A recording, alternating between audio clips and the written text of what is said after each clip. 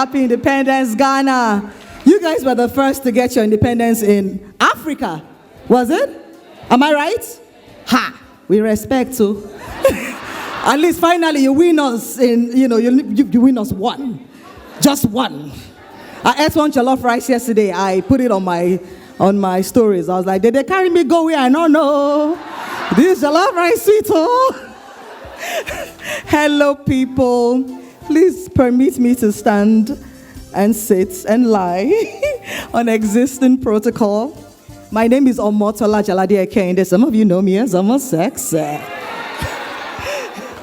So let's lighten up the mood. It's been very heavy in here today. Thank you so much for all the wonderful stories from all the women that came up here to teach me. I learned one thing or the other from every woman that has been on this stage. Thank you to the wonderful co-storytellers like me. I mean, your story. That was real bravery. Now, who is a woman of valor? There's so many things that so many people think that a woman of valor is. Oh, yes, brave, courageous, But who remembers that a woman of valor is also a strong woman? Today, I don't have any notes written. I want to talk from the heart. And I want to talk about my story. And you might not relate to it. It might not be for everyone. But there are some people that probably just need to hear my type of story. Because I'm different in a very weird way. For me, a woman of valor is a very strong woman. And what is my story? Just like you said, I lost my father at the age of 12. Before that, I was an only child for, I think, 7 years, And I was daddy's girl, the princess of the house. I wasn't close to my mom. I was actually more close to my dad. And then my dad sent me all the way to Kaduna, which is in the north of Nigeria, to go to my secondary school. I thought I was cruel. I said, if I was your little princess, why would you send me so far away? I was my dad's best friend, so that kind of scarred me, but I didn't even notice at the time. But I did not know that this was God's way of beginning to train me. Now, I lost my father, like I said earlier, at the age of 12. And if you have gone to boarding house, you know how that feels when everyone just suddenly starts to greet you and smile at you because everybody else has heard except you. And then suddenly you see all these matrons and aunties, and they all just come and they're like, how are you? And you're like, I'm fine. And you're thinking, why is everybody nice to me today? I'm not like the nicest kid in the vlog. And they're like, have you eaten? Yes, I have. Do you want something to eat? No. Okay. Do you want to pack some clothes? Okay, where are we going? Hey, you're going home. Why am I going home? Are we all going home? No, only you. Why? You've not done anything bad this time. Not today. But, there's just one small thing you need to go and do at home. As a 12-year-old child, I began to know immediately that something was wrong. Something wasn't right. I boarded the plane all by myself and went back to Lagos. And as soon as I got to my streets was lined up. You see this stardom that I have today? It started a long time ago in different stages. I was just a star. Everybody was waiting for me. It was just waiting for me to start waving. And I was driving, I'm like, what is going on? And the minute I got to my house, that feeling of dread came upon me because it now dawned on me that, okay, this is not the hand-waving type of stardom. Something is really wrong. And the first thing that came to my mind is, I hope it is not my dad. Even though I was really upset with him for a very long time because he sent me all the way to Kaduna when him and I used to be best friends. He was the manager for Lagos Country Club, which was like the elite club back in Lagos in the day. I used to sit down with governors and presidents, and I thought I was mature. I thought I was a big girl. And suddenly you shipped me off and then cut me off all that good life. But After all said and done, guess who it was? It was him. It was my dad. A part of me died that day. And for the longest time, I never grieved. Because it became very apparent that moment, that day, looking at my mom that I'm not so close to, who's bawling and crying her face, and I'm looking at her like, okay, what do I do with you now? And then in the middle of all of this, my mother had 2 younger kids that are very far away from my age, you know? I couldn't even relate with them. So I was alone. And everybody kept telling me, don't cry. Don't cry. Your mother has been crying for days. If you start crying, she will start all over. I'm like, she's crying. But somewhere in my heart, I knew that everybody was looking to me to be the strong one. And at the age of 12, I had to pretend that, yes, here I am, the strong one. And so I never shed a tear for my father's death, even though it was the most painful event that ever happened in my life. And so I say all of this today to say to a lot of you here today that when things happen to us in life, sometimes, especially as women, we don't understand that it is something shaping us for the roles that we're going to take later on in life. So I want to challenge you to change your perspective. As painful as some things will be in your life that happen to you, and they are really painful, sometimes unexpected, like mine. My father died in an accident in Nigeria, a road accident, and he didn't get help, so he bled out. Which might also explain why I'm an activist, you know. But these things happen because they are trying to shape us. Now, cry if you must, wail if you must, roll on the ground if you must that moment, but you must pick yourself up. So my message to you today is the journey to courageous, the journey to longevity, the journey to you. A woman of valor is a strong woman. And to be honest, we've been talking today about everybody being a woman of valor. Maybe everybody is not meant to be a woman of valor. I don't know. Make that decision for yourself. But if you decide that you want to become a woman of valor, that you are a woman of valor, you do not have the luxury of being weak. Not in this world. You do not. In my career, fast forward now, from school and all of that stuff, I have come across and I have come to face many challenges. And it is very funny because a lot of people walk up to me and say, Omotola, your life is so perfect. I'm sure you don't have any challenges. And I'm like, wow, ooh, interesting. You will not see me bawling in public about it. No.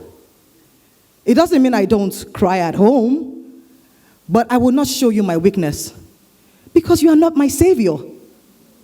So what I want to say to you is, there is no point as a woman or as a woman of valor showing your weakness to people who already think you should be weak.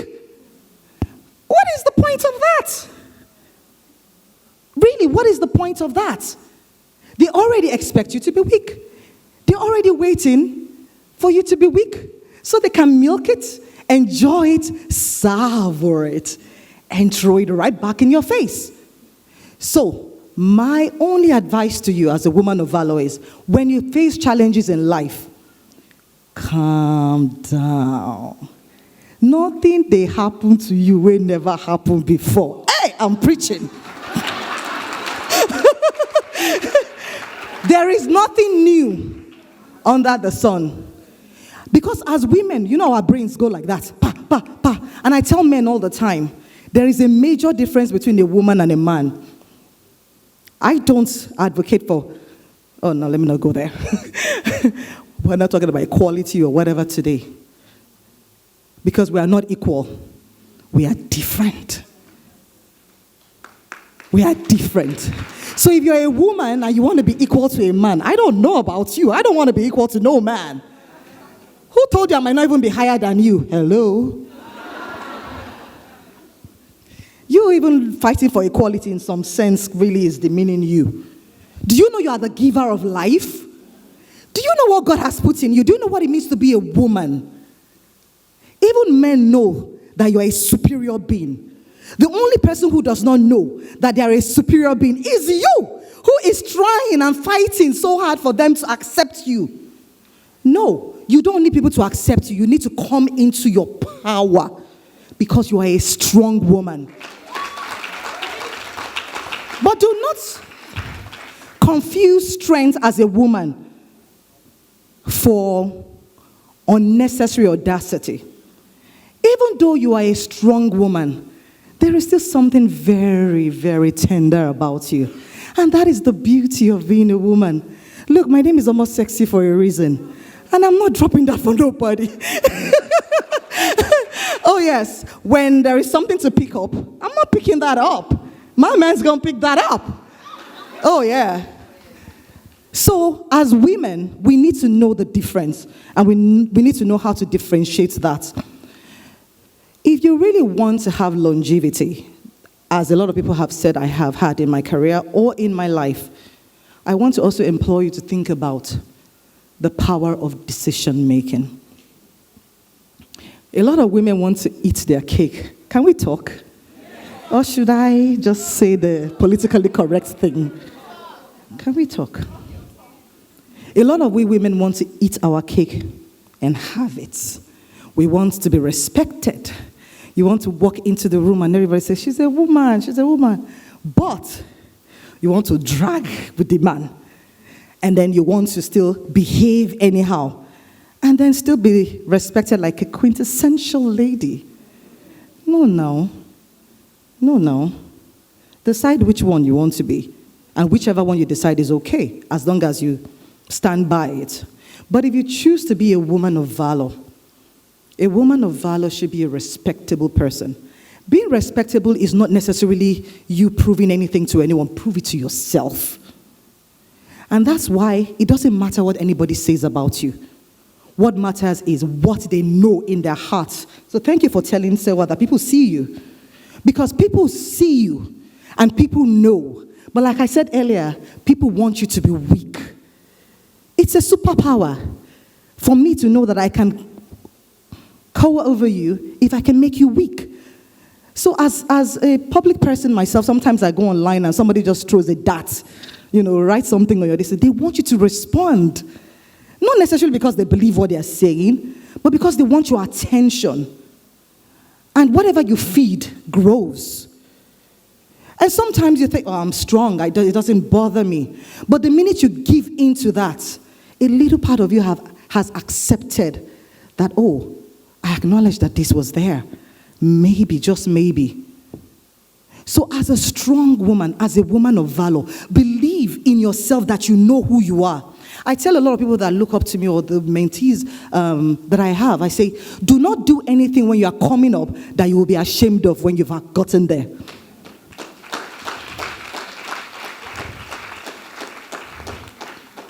You know it. You don't need anyone to preach to you. We can do these seminars every week. It doesn't change the fact that you're an adult. You know the right things from the wrong things. Come on.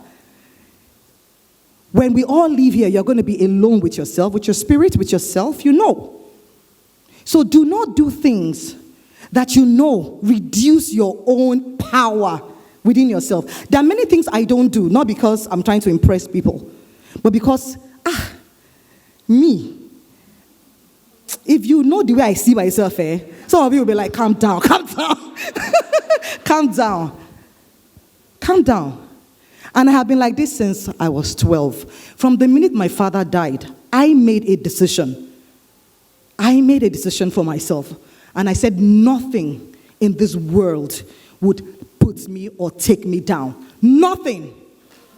So it is a decision I made. And for every time I stand in this world, I ask myself, Omotola, are you putting yourself down? Are you putting yourself down? Am I doing something in secret that nobody else is seeing? But me, I know that, this thing might come back to haunt me. So that's the decision you need to make for yourself. I will also want to say this. When we gather like this, we try not to talk about spirituality because, these days it's not bougie. I mean, I want to talk about Jesus. So, if you don't want to talk about Jesus, maybe you have Allah or maybe you have some African deity. But believe in something that is higher than yourself. That's all I say. Mine is Jesus, if you ask me. And if you like my lifestyle, come on by. So mine is Jesus. I gave my life to Christ at the age of 15. And that has shaped my life. So most of the decisions I take in life is divided by. You know how we did all of that in school? Every decision I take is divided by. And as a woman, the biggest things that will change your life is the decisions you make. At every point. Men don't make as many decisions as women. This thing I'm telling you, go and think about it. Men don't make as many decisions as women. And you'll realize that as a woman, you've started to make those decisions from when you were a child, as a girl child. You've always had to make decisions. So if I leave this place, if there's nothing else you learn from me, teach your children, teach your friends, teach every woman you meet that they have a power to make decisions for themselves. They have the power to make decisions for themselves. Not for mommy, not for daddy, not for their friends, for themselves. Because every decision you make will definitely come back for you. This is the story of my life. Everything that's happened to me till today is a decision I have made. Nothing has happened to me coincidentally. And I think that's what you were trying to say when you said, Omotola said, because you didn't go deep into that. They were talking about, what was that? About friends, and the things, no, it was actually specifically things you say to people. Somebody asked the question from that corner and said, how do I know what to say to people? How do I know, because people don't, people are not always who they say they are. And I was saying to her, I said, that's weird. I don't have those kind of problems. And that's why I said, I might not be for everyone. I might just be for a few people who can relate. I have, from time, been someone who keeps to myself. And when I say keep to myself, not necessarily that I don't have friends. I have had the same friends since I was a child. Because I know how to separate friends from colleagues. Everybody is not your friend. And as women, I think it is a sign of weakness for you to talk too much to everyone. You just miss what to say. So, you see, I bought this. So, calm down. Calm down. Sometimes the beauty of a woman, I'll tell you one day I'm going to teach what makes a woman very sexy and appealing when I have the energy. But one of the things that makes you very appealing to people is actually the fact that as a woman, there's some kind of mystery around you. Okay? It's the power of mystery. And I'm not also talking down at people who, I have a daughter here who is very bubbly. Princess. I'm sure everybody has met her like, oh my God, she's very bubbly. That's, you actually stood up to wave. That's her personality. So we're all different personality types. But there is nothing wrong with you being that person who is very bubbly, you are the life of the party, you are the one who everybody wants to meet. But that does not mean that everybody now needs to hear everything about you. That's the difference. I can talk to you from now to night, and you don't know anything serious about me. In fact, a lot of people say that they're like, almost like, you only know what I want you to know. So as women, please, I want to also leave you with that.